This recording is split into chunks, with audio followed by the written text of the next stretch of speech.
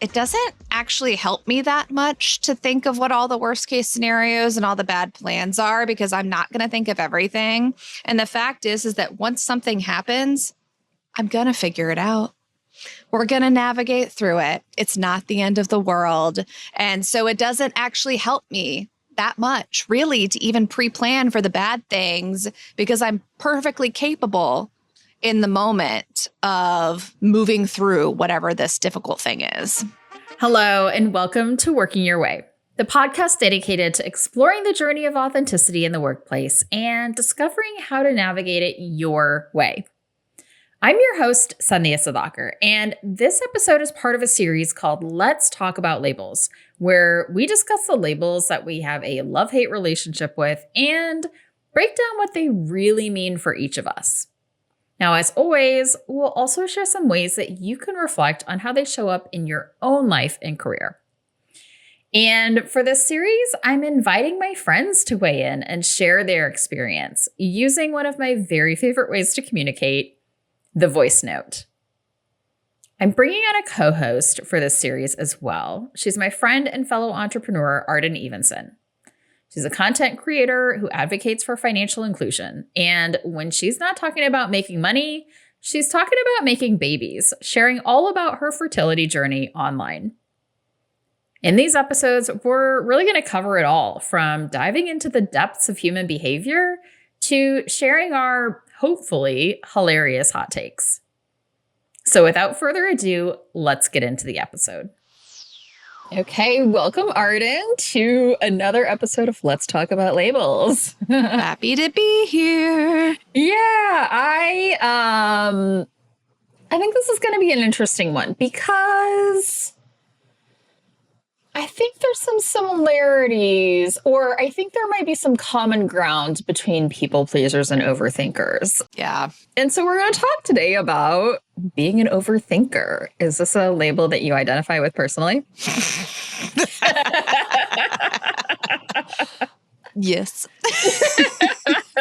Hard yes. Agree. Hard agree. Hard agree. So overthinker, this kind of like commonly accepted definition, is a person who excessively analyzes and ruminates over thoughts, often leading to indecision and anxiety. I love ruminating.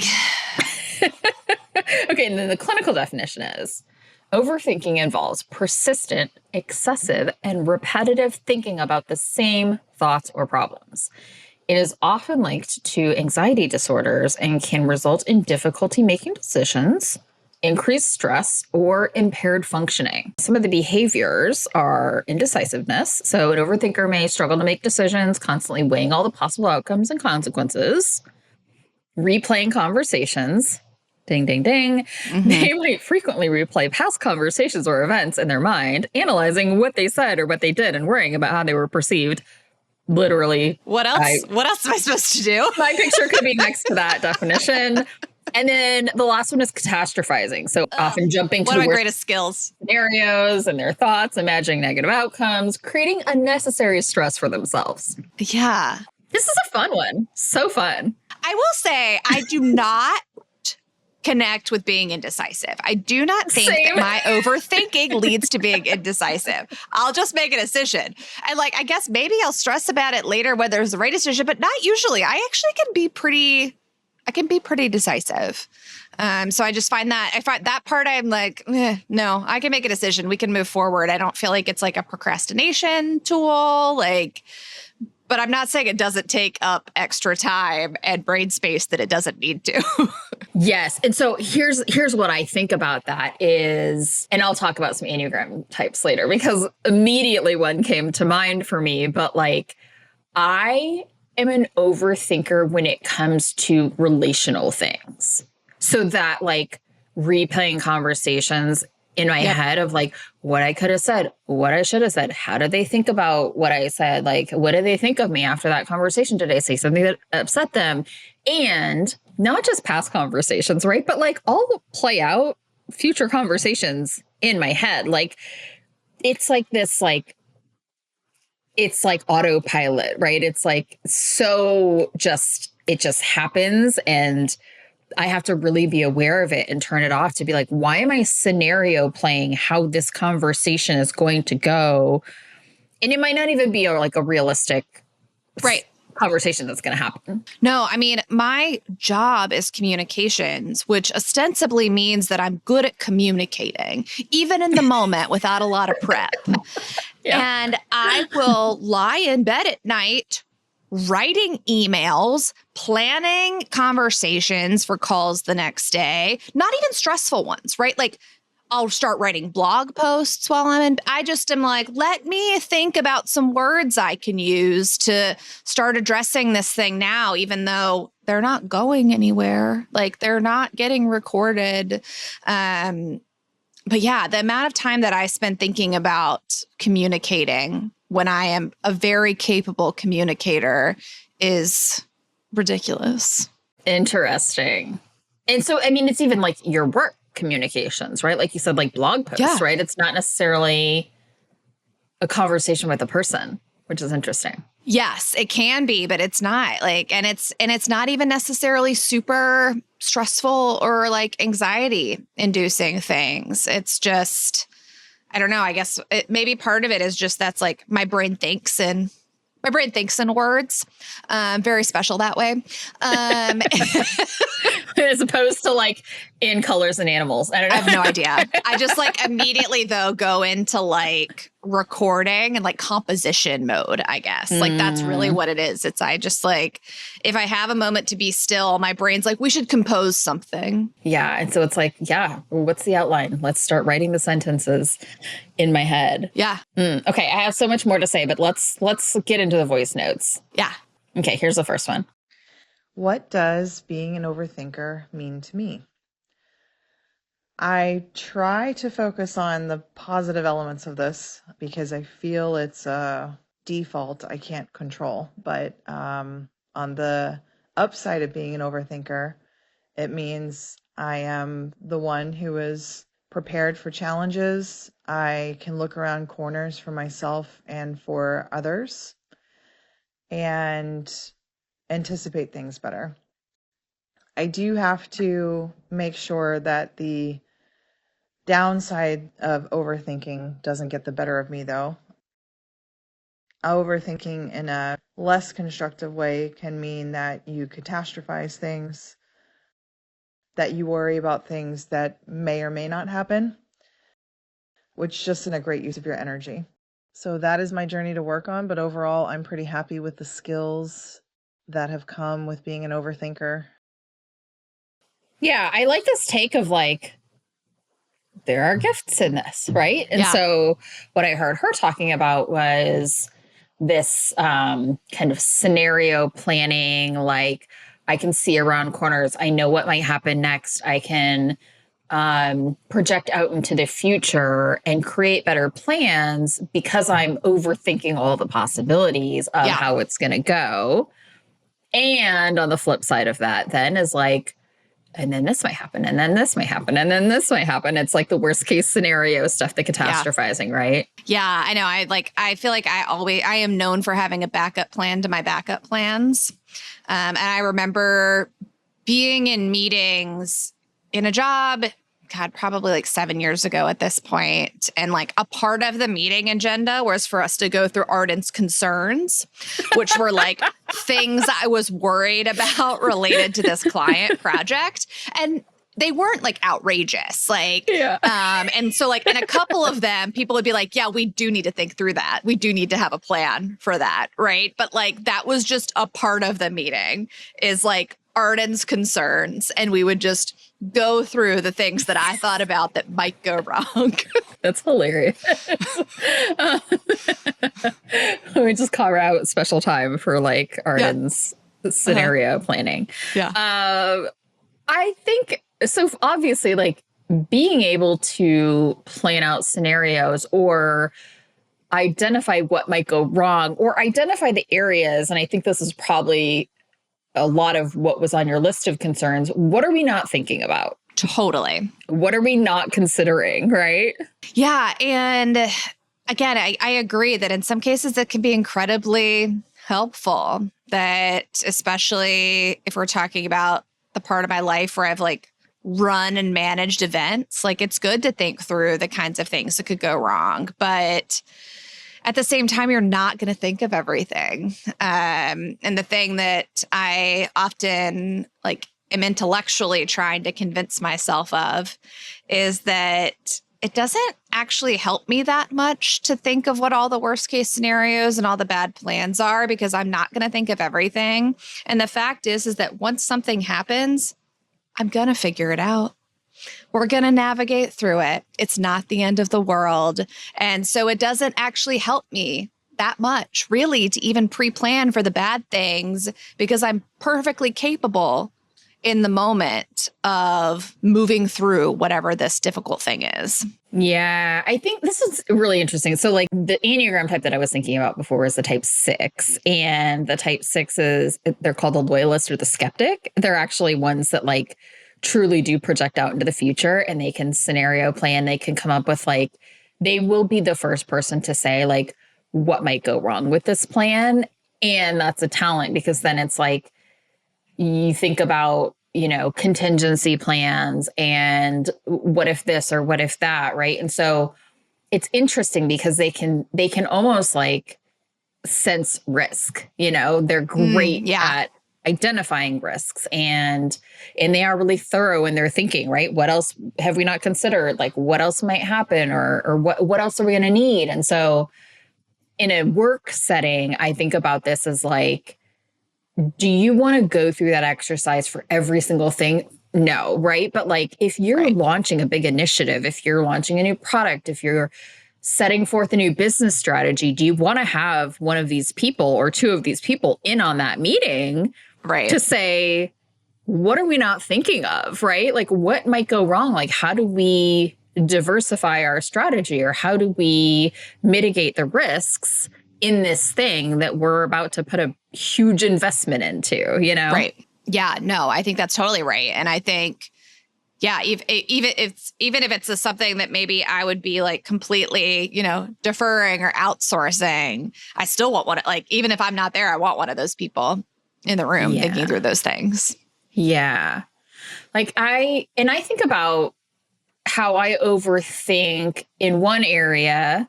We'll get back to the relational stuff, but like, what are all the things that we might need? Like if I'm planning a party, right? Or if I'm planning an event or an experience or a vacation or something like that, like I would consider myself an overthinker, but then I'm also the person who shows up with cups when no one thought, oh, we're going to drink wine, but like, we probably need cups, you know, like things like that, right? Or like just thinking through details thoroughly. Yes. Is a way that I overthink. And I think it's a very helpful thing, you know, and like in a vacation, like who's going to meet where and what flight, and let me work out the logistics of like who should ride in which cars with which person, right? Like somebody needs to do it. I don't know. Maybe I'm just telling myself that, but like I generally have people say they highly value that I am that person, and they can just like show up to things and like enjoy themselves and know that everything's taken care of and trust that like I've got it covered, you know? Oh, yeah, totally. I mean, I was invited to a bachelorette party recently that I was not in any way responsible for. And at some point I was like, guys, I made a spreadsheet. It's a burden that we carry to like be someone who thinks of all the details. I just need everything in the spreadsheet. Right. Don't ask me when I'm landing again. It's in the spreadsheet. We can coordinate from there. Did you put yours in the spreadsheet? No, you didn't yet, did you? Because I saw it. I saw you didn't. Right. Yeah. Don't ask me about it should be in the spreadsheet. I feel like I could be a party planning tyrant in that sense a little bit, where I'm like, there's a process. Follow the process. Yeah. It's not always fun being the planner and the like detail oriented person. And I do try and like find the opportunities where I'm like, it's very clear that I'm not in charge or responsible. Right. And like, I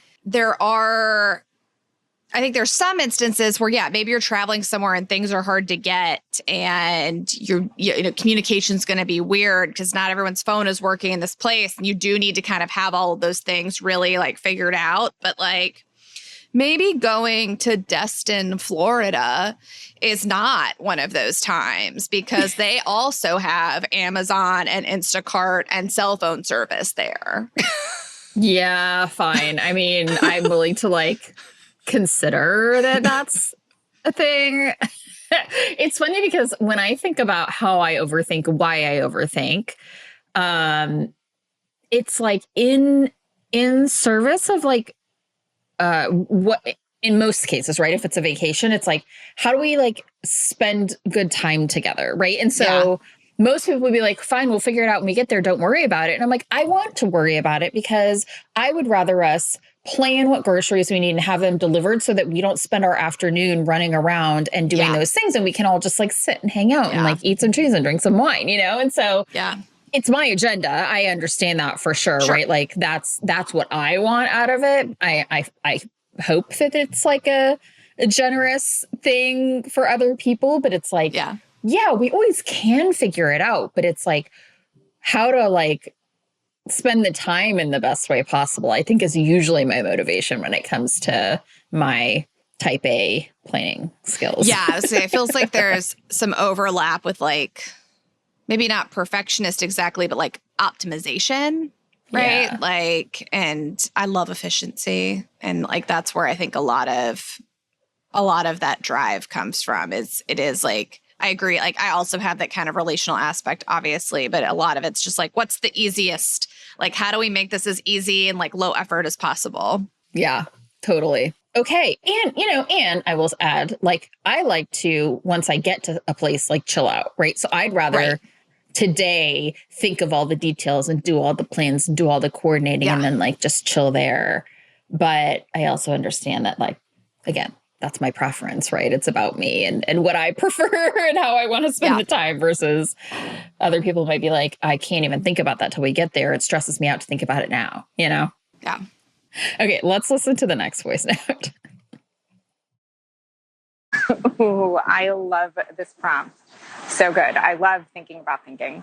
So fun, which absolutely makes me resonate as an overthinker. One of my most overused phrases is let me think about it. And I think I pride myself on being a thoughtful person. It's certainly a core value for me. But there are absolutely places where thinking turns into overthinking. And I think for me, just being aware of where it's helpful and where it isn't. Sometimes overthinking gets a bad rap, and sometimes, I think that there's places where I just really enjoy thinking about something for no good reason at all. And is that overthinking? Maybe. And then I think there's the obvious places where just, sort of too much effort or maybe too much effort for what the reward is or what the outcome is. So that absolutely happens. And so sometimes I'll catch myself going, how much do I really need to think about this? Is definitely a learning curve for me.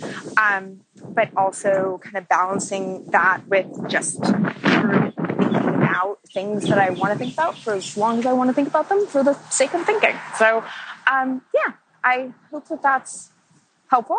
But that's my take. That's an overthinker's take on overthinking. Okay. That's delightful. I love that. Yeah. I mean, I like the kind of, I don't know, the positive take about how like she enjoys thinking, like, which I can appreciate and like appreciates being a thoughtful person. I like relate and appreciate that. And I think it's interesting as we've talked through so many of these labels, I feel like my brain, the catastrophizing, I guess, part of my brain jumps to like the negatives on all of these things for myself, like not necessarily for other people, but just like, how is this holding me back or what are the negative implications? But, there are like, I am a thoughtful person and that's a nice thing. Yeah, totally. I heard a little bit of I did love that. Like, sometimes I just like to think about things, and like, I just want to like, I enjoy thinking about it. Right. And like processing and considering and all that kind of stuff. And I heard in that a little bit of the like, oh, let me think about it. I'm hearing a little bit of the like indecision in that maybe, right? Like instead of like you say something to me and I'm like, yeah, let's do this. It's like, I need to marinate. And I will tell you, I am guilty of this in the sense of like, I am an action taker, right? I'm like an assertive, like I make decisions very quickly. But when there's something that I like in my business, I do this a lot where I'm like, I'm just going to like have this thing in the back of my head and like not post about this thing or not go create and sell this workshop or whatever. Right. And so it's like, there's certainly, I guess, some indecision in that. I didn't really think about it as overthinking, but I think I do now. I think maybe I'm overthinking it, but I think I do now.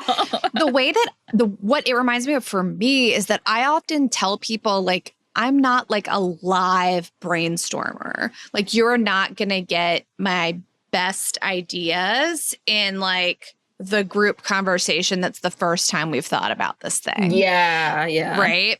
And it isn't necessarily that I need to set aside hours and hours to think about something, but I don't feel like my assumption is that my best ideas are not going to come in that moment. It's going to require a lot more thinking. And I'm often realizing too that there are very specific kind of projects that I will have that I know require a lot of thinking that I will delay until I feel like I have the time to dedicate to that, as opposed to just starting to step a couple feet in because I think, well, that's not enough time. I don't have enough bandwidth to overthink that to the best of my ability. Yeah, it's true. I think there's a spectrum to it of like, should I do everything immediately when I get the idea? Like, no. Should I wait and marinate and like let it Never be do in the back anything. of my head for months every single time? Also, no. Sometimes I know that I am using that as a way to procrastinate. Maybe there's some fear, insecurity, or something about like what it is that I'm doing, right? And so I think it's kind of like, it's that like internal inquiry of like, if I'm like, okay, I need to think about this thing, am I using that as an excuse to not take action on something that I might be like worried about for some reason? I might have some anxiety about how people receive it, or am I qualified to do this, or do I feel ready? Like, I think it's a question that I have to ask myself. And like, do I actually just want to like let this process? Because sometimes when I let the thing process and like just sit in the back of my head for a month or two, I'm like so much clearer on it when I sit down to actually do it. And it's like, great, done. It's already done because I've been like adding a thought to it every couple of weeks in my Evernote or whatever. And now I like have the whole thing figured out. Well, and I feel like that's one of the best arguments against like hourly pricing in your business is because like how much of your time are you thinking about this thing, but not actively, in my case, like writing out words. Yeah. Like a lot of valuable stuff can happen like in your brain in that time where you maybe don't feel like you're actively doing something. It's so true. I think for entrepreneurs out there, it is like the hour that you spent working on it, like you might have been like brewing on or like investing in your education around or like whatever it is, all these things, right? That like lead up to this culmination of the output of a thing. But like, it's not just that hour that you sat down to write it or to build it or to whatever, But I think about working like in the corporate world, this wasn't really something that I did then because like it was not as self-directed, right? It wasn't like, oh, should I create this workshop? Like, that. I mean, I'll do that sometimes. I'll just like dream up an idea. No one told me to do it, right? It's just like how my business works today. But like when I was in the corporate world, I had a work plan, right? And it's like, you're going to do this and you're going to do this. And here are all the resources that you need to do it. Or like, here are the resources that you have available to you. And so it was kind of like I don't need to let things stew. I know what I'm being asked to do or what I've decided to do. And like, I'm just going to go do it. So I don't know. But I imagine like when you're at a higher level and you're like building a longer term strategy or something, as an example, right? You're not sitting down to do that in the hour that you're building the plan, you're adding to that basket, Totally. like as you go along. Yeah. Yeah. Okay, let's listen to the last voice note. Being an overthinker to me means that, because thinking is fine. See, I'm already overthinking what I'm going to say. So thinking is fine. Thinking is important.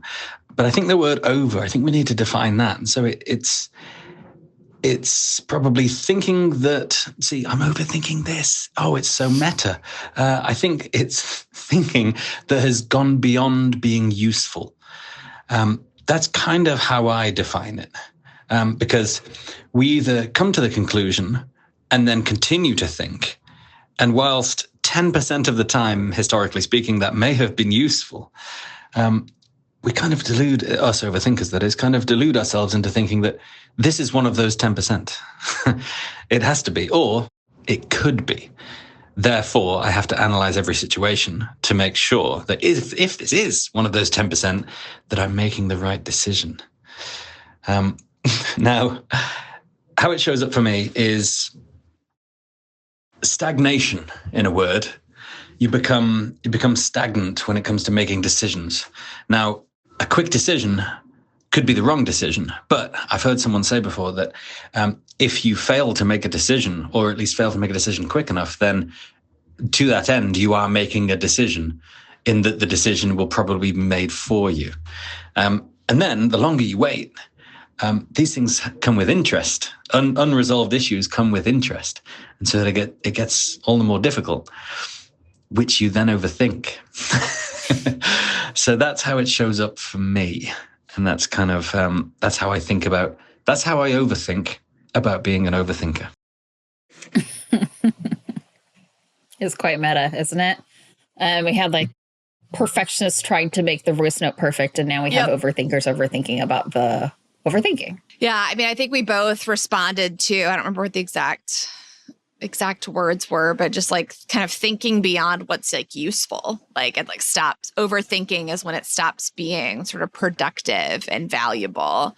And I do think that that's it, right? Because it's much more the like any sort of, to me, like sort of negatives around this label are much more on the over word than they are on the thinking word, right? Like thinking is good, being thoughtful is good.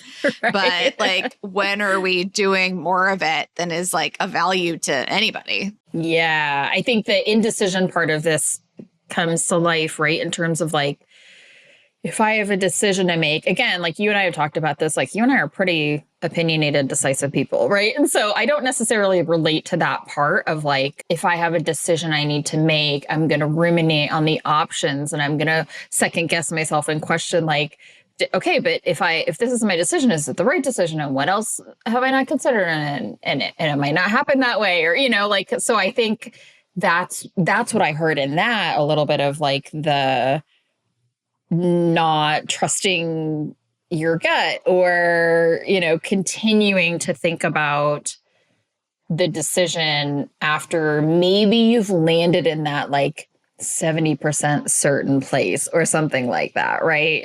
Yeah.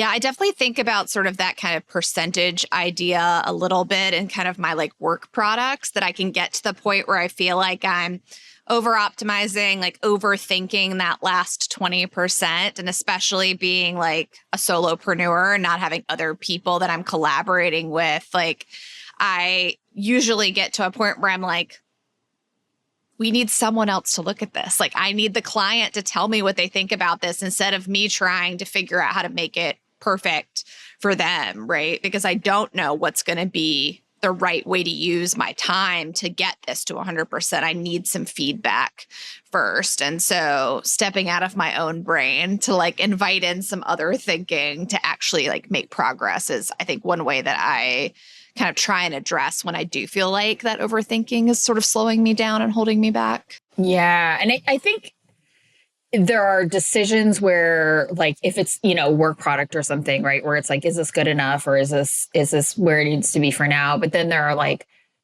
big decisions like, should I quit my job? And then I'm going back and forth and like, well, what about this? And what about this? And if this, and like, the decision that you make then is like there's some finality to it, right? Versus like, okay, if it's a client deliverable, like you can edit, Back and forth. you like figure it out, do it better the next time, whatever it is. Or like, which house should I buy? And so then it's like, well, I can weigh all the pros and cons, and I can consider how we'd use it, and I can do this and then that. And like, to the point in that last voice note, like, if I can continue, if I'm overthinking this decision, someone else might buy that house, right? It might not be for sale anymore. Right. And so now I've overthought this thing that now a decision has been made for me because I couldn't make my own, right? And so I think that's an indicator, clearly. That's a distinction of like when you have overthought it is when you no longer can make that decision. Right. Because you were thinking about it too long and now it's not an option anymore. Yeah. It's so interesting. I don't know. I must just be born with it. But like, I knew right away when I looked at the place that I live in now that I was like, yep, this is the place. I'm buying it. I'm pushing the button, writing the offer, doing the thing, and it's like,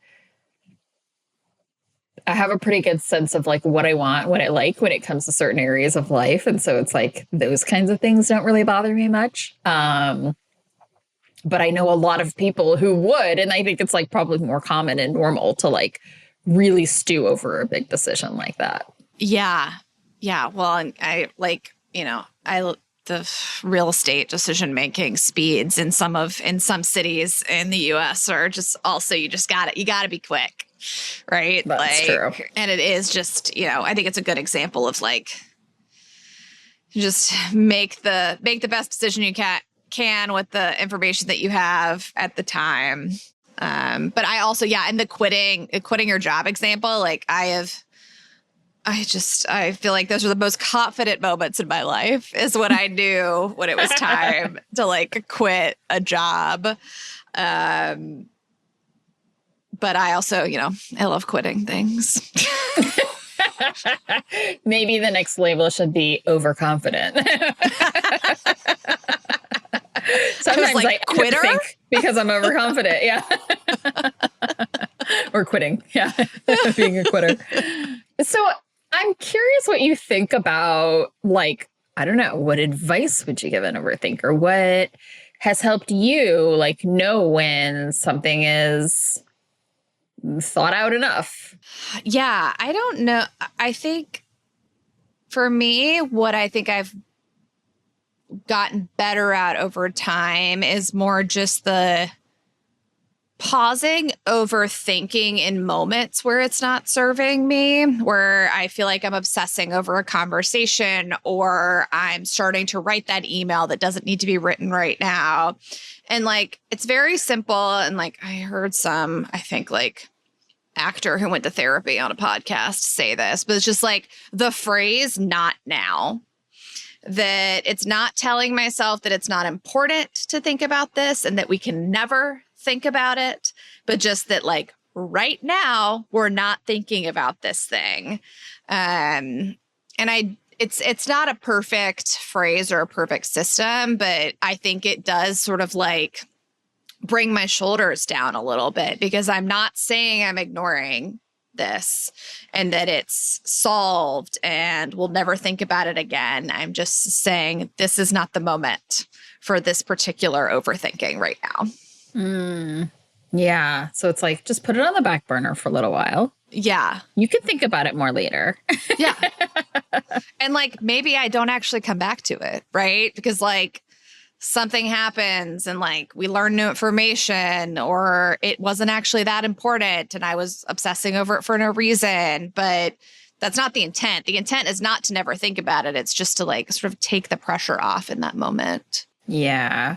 I think about this relational overthinking that we kind of mentioned before, and like playing out conversations in my head. And I definitely have the, like, did I say something to upset that person, or how would they take this thing that I said or whatever, and so I'll like ruminate on that.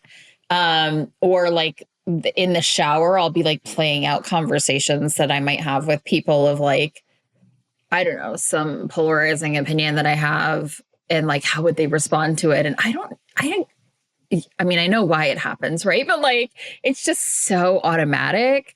This is really funny. I don't know if I've told you this story before, but I remember a moment years ago when I was in the midst of a breakup with my at the time boyfriend. And I was like thinking about in my head while the argument was happening, I was thinking about how he was going to describe the argument to his therapist later and what the therapist was going to think of me. Oh my God. Incredible. And I caught myself in that moment, right? Of like, Yeah.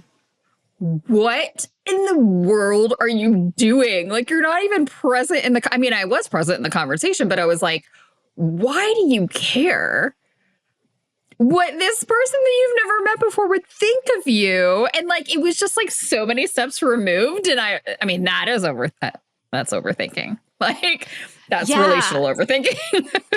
I do think that it is interesting, and I'll just like speaking from my own experience, I do think that it can make me a less good listener than I could be because Okay, I am already thinking about what I'm going to say and how I'm going to say it. And I even caught myself in one of these voice notes. I'm like, the thing that I'm going to say in response to this voice note is going to be this thing. And I'm like, we're not done listening to the voice note. Pay attention.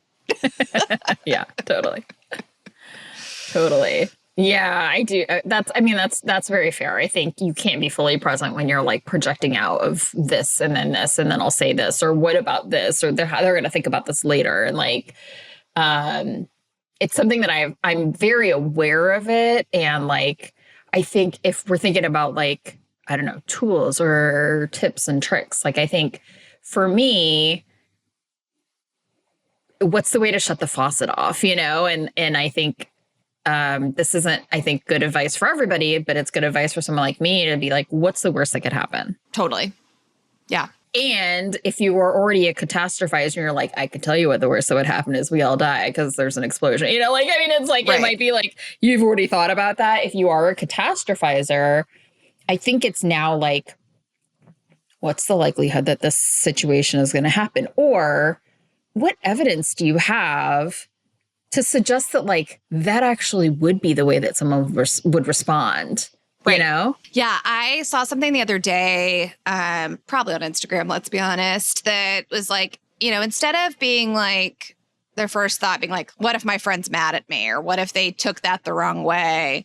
What if it's like, oh, what if they're like, I don't know, thinking about how I'm doing. What if they're actually it made them think differently about something, and they're like actually like really excited about this new way of thinking that I offer. It was like all the positive what ifs, right? And like don't touch those, right? I'm just sort of on that kind of what if bad thing. But I do agree that like my therapist will ask me as it relates to, you know, people pleasing and friendships, right? Like, what's the worst that had happen? And usually I'm like, oh, well, or like, what happens? You're worried your friend's going to be disappointed about something. What happens if they're disappointed?